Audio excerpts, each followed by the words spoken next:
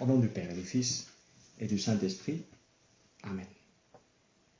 Mon Seigneur et mon Dieu, je crois fermement que tu es ici, que tu me vois, que tu m'entends. Je t'adore avec profonde révérence. Je te demande le pardon de mes péchés et la grâce de faire avec profit ces moments de prière. Ma Mère Immaculée, Saint Joseph, mon Père et Seigneur, mon ange gardien, intercédez pour moi. Jésus. Comment était Jésus pendant sa vie sur terre? Comment était-il? On tend à le présenter comme quelqu'un de doux, quelqu'un qui est tout béatitude. Mais en même temps, il y a pas mal d'épisodes de l'Évangile où l'on voit Jésus comme quelqu'un de très résolu, très énergique, presque on pourrait dire quelqu'un de presque violent. Il y a des scènes qui sont un peu violentes, on dirait. Quand Jésus chasse les marchands du temple, ou quand il récrimine leur hypocrisie aux pharisiens et les docteurs de la loi, et il épargne pas un mot. Ou quand il parle des souffrances qui viendront, ou quand il maudit un figuier qui, le pauvre, n'était pas censé d'avoir des figues à ce moment-là, et quand même Jésus le maudit. Donc il y a des moments où Jésus est très fort, et peut-être on a parfois un peu de mal à le suivre. Mais dès que la Semaine Sainte commence, et on vient de la commencer hier avec les dimanches de Rameaux, avec l'entrée de Jésus à Jérusalem, on dirait que toute cette force disparaît. Toute cette force disparaît parce que le prophète Isaïe, qui annonçait cette entrée à Jérusalem, il parlait de douceur. Et c'est vrai, Jésus entre à Jérusalem en douceur. Voici ton roi, disait le prophète Isaïe, qui vient vers toi, plein de douceur, monté sur une ânesse et un petit âne, le petit d'une bête de somme. Donc voilà que toute cette force qu'on voit parfois chez Jésus, cette presque violence, disparaît pour laisser la place au Jésus dont lui-même, dont toi-même, Seigneur, nous a parlé autrefois. Quand tu nous as dit « Je suis doux et humble de cœur ». Maintenant, le moment est fini de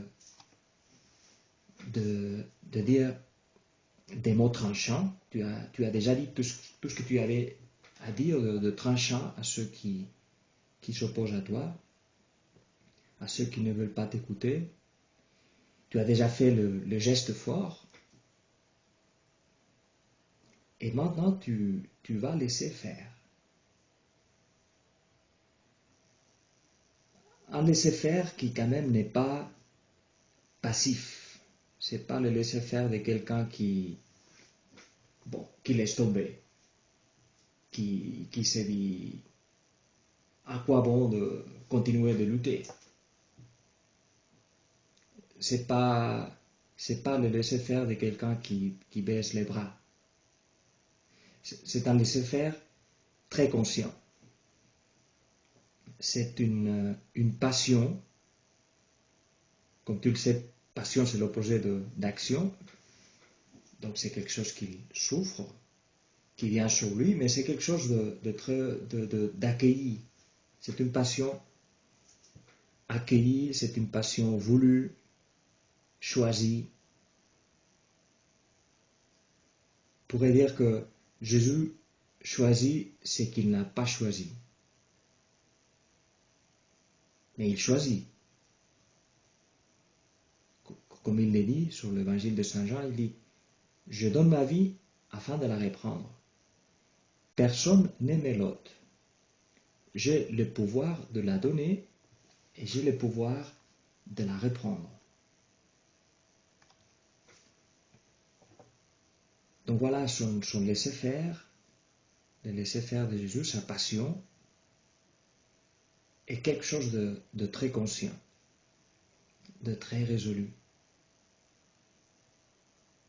Hier, on le voyait, comme il laisse que les multitudes l'acclament, parce qu'il sait, il connaît cette prophétie, il sait qu'il y a une prophétie qui est en train de s'accomplir, et donc il défend, il laisse faire, mais en même temps il défend ceux qui critiquent ses gestes. Les pharisiens qui lui disent « Mais écoute ce qu'ils disent, dis-leur de se taire », et il les défend. Il leur dit « Ça va, c'est comme ça que ça doit être. » Ou de même avec Marie, la sœur de Lazare, c'est l'évangile d'aujourd'hui, il la laisse faire, il la laisse lui faire cette onction si généreuse avec ses parfums hyper chers, et il la défend aussi de ceux qui la critiquent, de Judas et d'autres disciples qui la critiquent et qui disent « Mais quand même !»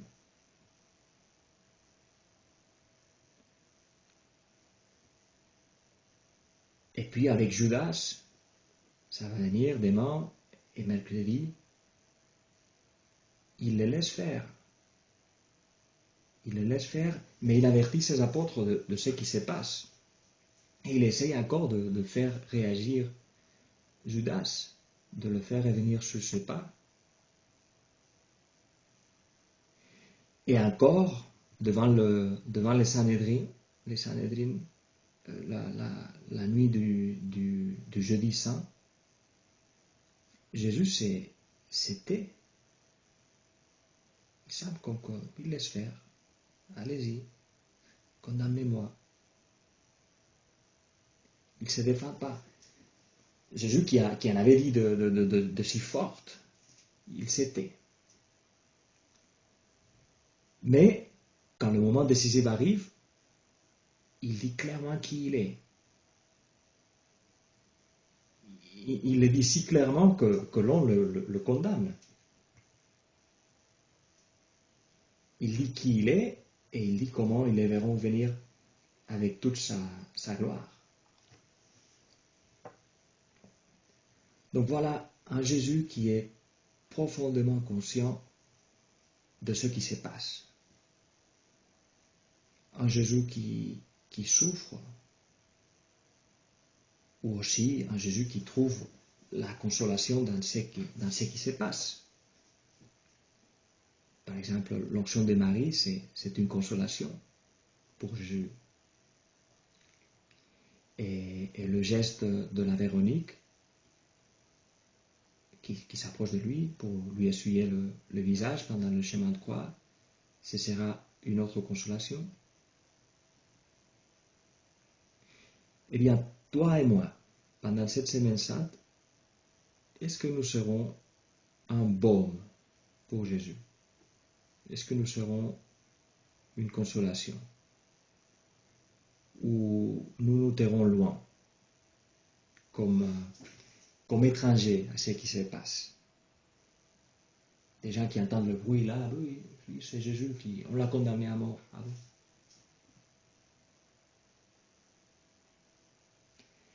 Jésus patient. Jésus patient. Vous le savez peut-être, patience, ça vient de pâtir, qui est un verbe qui n'est pas très utilisé en français. Mais je le mentionne parce que c'est aussi de ce verbe que sort le mot passion.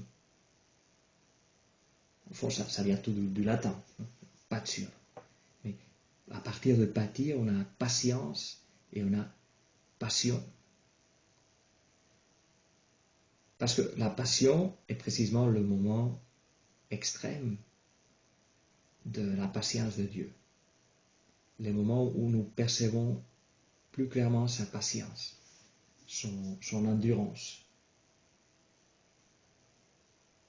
La patience, pas seulement la patience de Jésus, mais aussi la patience du Père, la patience de l'Esprit Saint, qui ont aussi souffert la passion, eux.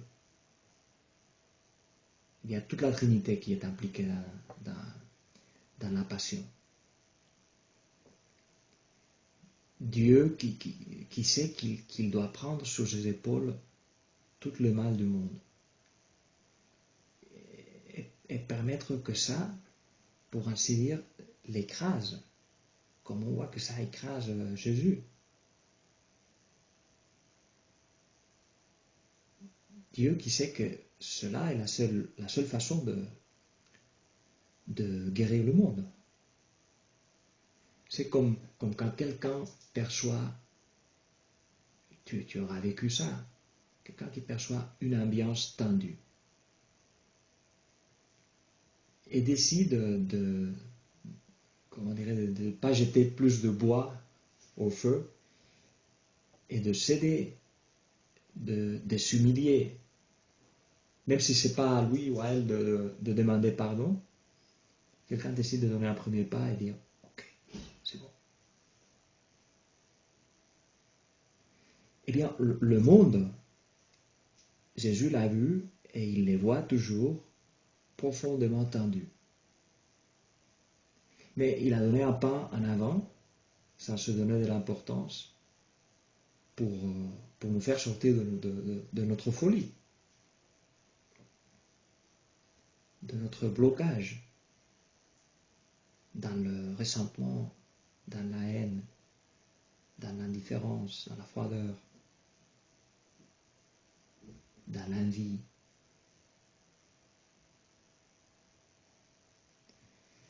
Je vous ai mis cette image, je vais partager l'écran, cette image de celui qu'on appelle El Cristo Paciente, le Christ patient, qui est l'une des images que l'on mène en procession par la rue pendant la Semaine Sainte de Séville, en Espagne, qui est très connue. Peut-être tu as été là, moi j'ai jamais été là, j'en ai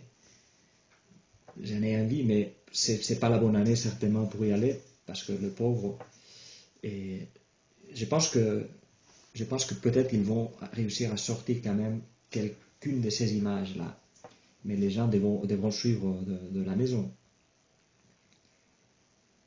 Donc le Christ patient, que vous le voyez du devant, du côté, par derrière aussi. Et ça peut faire penser, ça me faisait penser aux images classiques pour l'identification des prisonniers, où l'on prend le prisonnier, n'est-ce pas, devant, au moins devant, côté, profil. Eh bien, c'est que Jésus, il est un prisonnier à ces moments-là. Et ces photos nous révèlent son identité profonde. Nous révèlent le Christ patient. La patience de Dieu. Jésus couronné d'épines, c'est sa couronne de roi. C'est comme ça qu'il règne. C'est toute une déclaration d'intention. C'est toute une, comme on dirait dans le monde de l'entreprise, c'est une vision. Donc Jésus couronné d'épines et qui tient sa tête avec la main, là c'est la main droite, voilà, c'est ça. À cause de la fatigue, après toute une nuit sans dormir, giflé, recraché, insulté, la fatigue, la fièvre qui probablement lui est montée comme une fusée après la flagellation. Et puis les moqueries des soldats. Donc voilà, c'est un geste, celui-ci, d'appuyer la tête sur la main, qui est très expressif. Précisément de ça, de cette patience. Il y a une autre sculpture bien plus fameuse que celle-ci, qui a une position semblable, c'est les penseurs de Rodin, n'est-ce pas? Mais ici c'est Dieu. C'est pas la sérénité du penseur, c'est Dieu maltraité, c'est Dieu qui fait des efforts pour tenir les coups. Qu'est-ce que tu pensais à ce moment-là, Jésus? On aimerait pouvoir entrer un peu dans tes pensées, dans tes sentiments. Saint Paul nous y invitait. Il nous disait, ayez en vous le même sentiment de Jésus.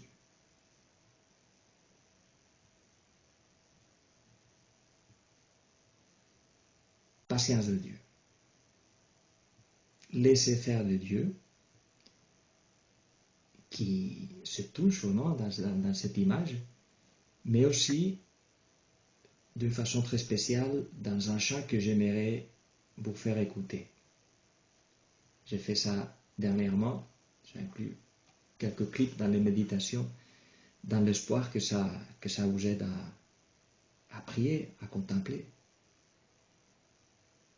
Enfin, c'est pour ça que les chants en église existent, pour nous aider à prier. Et bien, cette fois, c'est l'antienne avec laquelle on introduit l'évangile de la Passion. Soit hier, le dimanche de Rameau, que le vendredi saint. C'est une antienne qui dit « Pour nous, le Christ s'est fait obéissant jusqu'à la mort et la mort de la croix. » C'est tiré de la lettre de Saint Paul aux Philippiens qu'on a entendu hier, le dimanche de Rameau. Eh bien, j'aimerais te faire écouter la version en chant grégorien. Parce que c'est un chant, celui-ci, où cette patience de Dieu se touche d'une façon très spéciale. On pourrait dire, en fait, qu'elle nous touche plutôt. Que le chant nous enveloppe. Parce que la contemplation, c'est ça finalement. C'est un moment où on se laisse envelopper, on se laisse entourer par le mystère. La contemplation est un type de patience, des passions. Eh bien, le grégorien, s'il est bien chanté, si l'on l'écoute ou on le chante dans un esprit de prière, il fait ça, il nous entoure, il nous enveloppe, il nous plonge dans le mystère. Alors, on va écouter que la première partie qui dit précisément « Pour nous, le Christ s'est fait obéissant jusqu'à la mort et la mort de la croix ». Ce qui en latin sonne comme ça « Christus factus est pro nobis, obediensus quod mortem autem crucis ». Alors, d'un côté, je vous encourage à remarquer, d'un côté, la sérénité, la patience qui domine ces chants. Et d'un autre côté, vous voyez comment le chant s'arrête à savourer, la mélodie s'arrête à savourer quelques mots. Surtout, pro nobis, obediens, mortem, crucis. Pour nous, obéissant, mort, croix. Voyons voir si ça marche.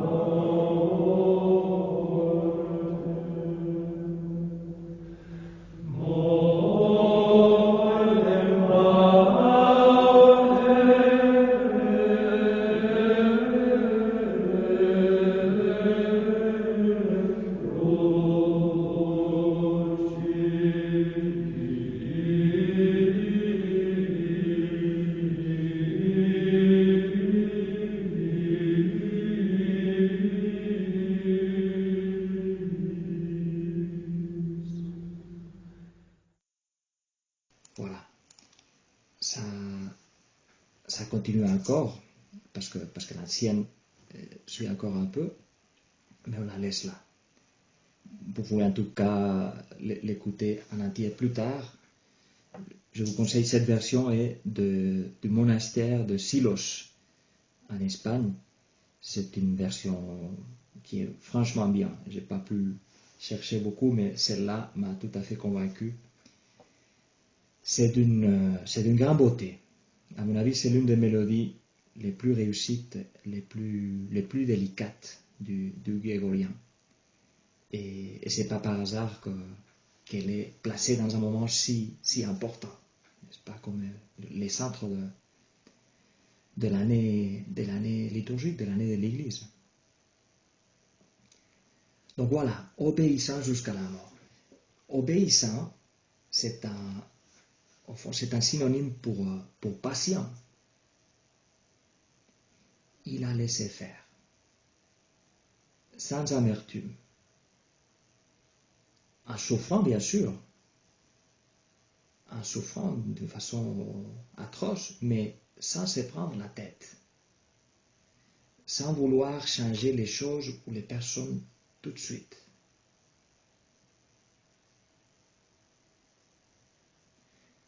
Je pensais aussi, c'est une troisième référence, et c'est un film que j'ai vu ce week-end. Beau, très beau, surprenant, mais très beau. Le titre c'est Lazzaro Felice, en italien. Et la version française c'est Heureux comme Lazare. Eh bien, Lazare, qui est le protagoniste et qui a une certaine connexion, le choix du nom avec le Lazare de l'Évangile, l'ami de Jésus, eh bien, le protagoniste n'est presque pas vraisemblable, on pourrait dire. Tellement il est bon, tellement il est patient devant le mépris. Il semble quelqu'un dans notre monde. Eh bien, c'est un personnage qui aide tous, qui ne pense pas du tout à lui-même, qui se confond facilement, mais qui en même temps, et ça c'est surprenant, il est ignoré presque de tous. Eh bien, pourquoi je te mentionne ces personnages, ces films, que comme j'ai dit, c'est pas un film facile, hein, c'est-à-dire, c'est un film d'auteur, mais j'ai pensé à ces personnages parce que je me disais, c'est bel et bien un portrait de Dieu à l'égard de nous.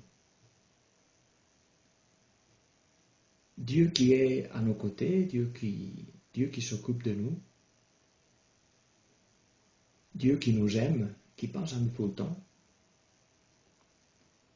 tandis que nous, tant que les choses se passent plus ou moins bien, nous ne pensons pas trop à lui. Ou peut-être, oui, nous nous en occupons un peu, mais tu vois, ça reste un peu comme nos prières. Des choses que nous faisons comme on jette peut-être quelques pièces dans la main d'un pauvre, d'un mendiant, peut-être parce que c'est bon, je ne veux pas le faire, voilà. Mais voilà, Dieu facilement peut devenir un de plus dans notre vie. Ou même pas un de plus. Ça, quand les choses se passent plus ou moins bien, et puis dès que les choses deviennent difficiles, alors, soit nous commençons à nous demander, mais où est-ce qu'il est? Pourquoi est-ce que ça m'arrive? Ou tout simplement, nous ne pensons à lui, nous restons bloqués sur notre truc, et nous ne pensons plus à lui.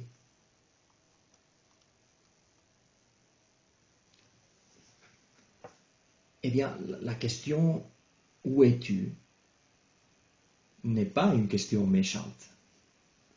Je pense que c'est même une question nécessaire. C'est bien mieux en fait de lui dire « Où es-tu » que de ne pas penser à lui. Donc, où es-tu, Seigneur? Dans les psaumes qui sont des prières avec, on pourrait dire, des prières avec tous les contrôles de qualité, est nécessaire parce que ce sont des prières inspirées par l'Esprit Saint. Donc, dans les psaumes, on trouve ça souvent. Où es-tu, Seigneur? Pourquoi est-ce que tu ne viens pas nous aider? Est-ce que tu nous as oubliés? Est-ce que tu n'as pas quelqu'un d'autre à qui faire souffrir? La mère Teresa de Calcutta, une fois, écrivait à son père spirituel, j'ai vu ça, c'est une photo du manuscrit. Father, where is Jesus? Eh bien, Jésus lui-même l'a dit au Père, à Dieu le Père, dans les derniers moments de sa vie, précisément avec un psaume, c'est le début d'un psaume, c'est le début du psaume 22. Père, pourquoi m'as-tu abandonné? Mon Dieu, pourquoi m'as-tu abandonné?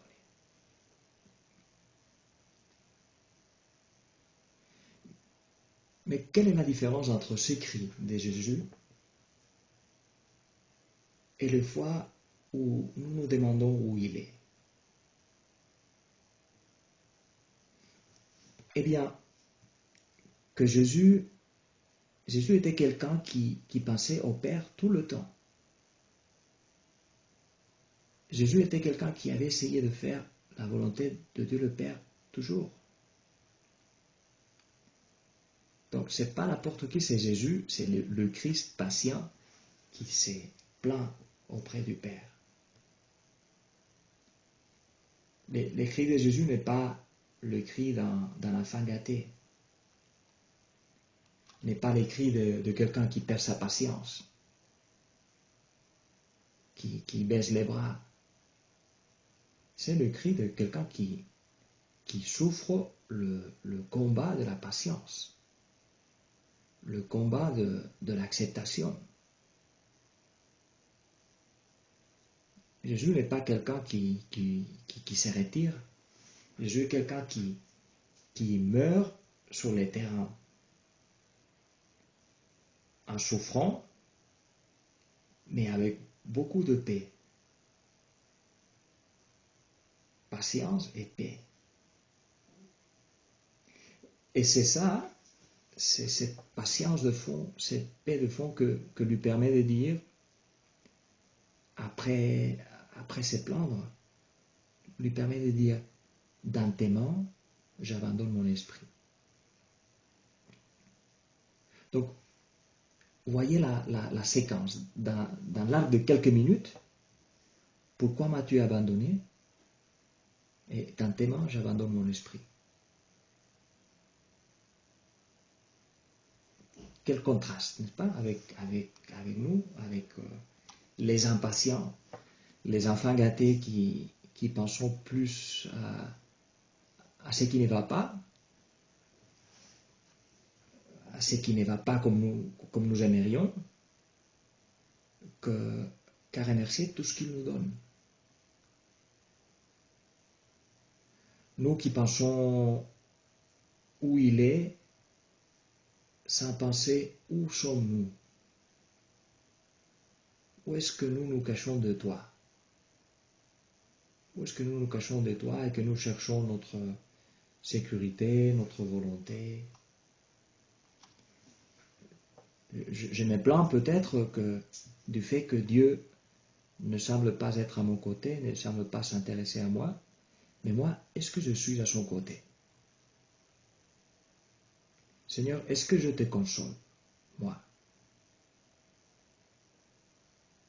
Est-ce que j'essaye de répondre à ton amour pour moi, à ton amour pour nous, pour chaque homme et chaque femme?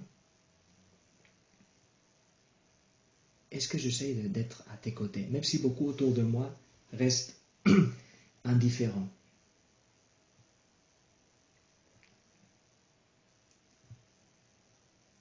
Eh bien, j'aimerais t'encourager à regarder pendant la semaine sainte que nous venons de commencer, à regarder Jésus avec cette clé de patience. Venez à moi, vous tous qui êtes fatigués et chargés, et je vous donnerai du repos. Prenez mon joug sur vous et recevez mes instructions, car je suis doux et humble de cœur. Observons Jésus de près, contemplons-le, suivons-le. C'est Jésus patient. C'est Jésus qui sait,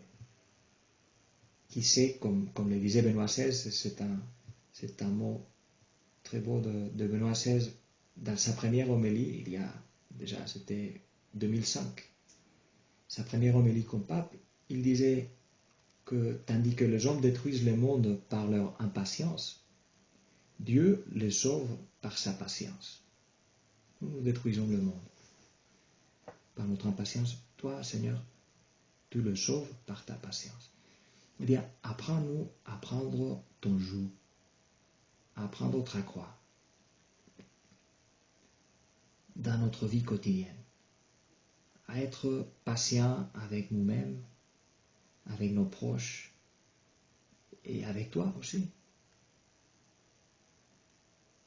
Apprends-nous ta patience pour que nous ayons et pour que nous semons autour de nous la paix et la joie.